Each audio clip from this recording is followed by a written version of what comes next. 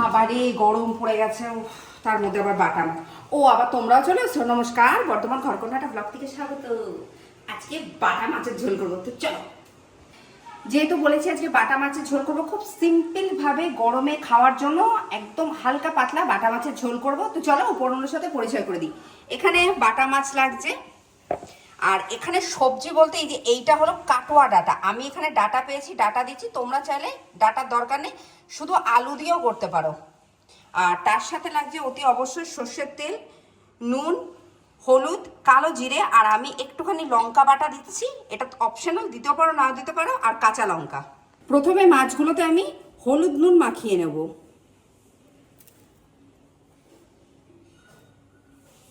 এবার আমি হলুদ গুঁড়ো দিচ্ছি। খুব ভালোভাবে প্রত্যেকটা মাছে নুন হলুদ মাখিয়ে নিতে হবে। এটা চাইলে আমি বাটা মাছ দিয়ে করেছি, তোমরা চাইলে ছোট যে চারাপোনা মাছ হয় সেটা দিয়েও করতে পারি। ঝোলটা ভীষণ ভালো হয় খেতে। আমি মাছগুলো ভাজার জন্য বেশ খানিকটা সর্ষের তেল দিচ্ছি। তেলটা খুব ভালো করে গরম হয়ে গেছে। এবার আমি প্রত্যেকটা মাছ ভালো করে ভেজে নেব, একটু কড়া করেই ভাজবো কিন্তু। মাছগুলো আমার সম্পূর্ণ ভাজা হয়ে গেছে, যাই হোক তোমাদের দেখাতে পারলাম না, নিচে একজন এসেছিল তাই। এবার বাকি ঝোলটা শুরু করছি মাছের।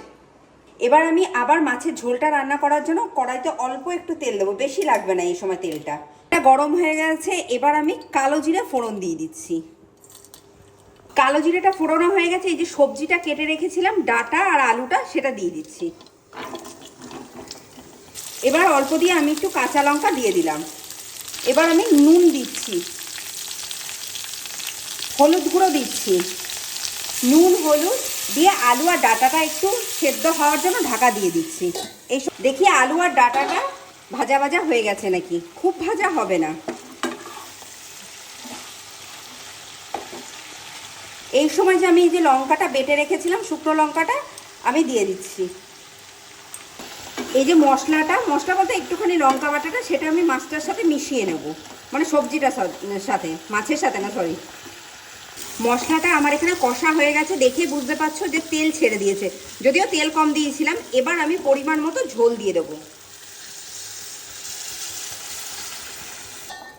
বাহ, ঝোলটা একদম ফুটে গেছে। আশা করি আলু আর ডাটাটাও নরম হয়ে গেছে একদম।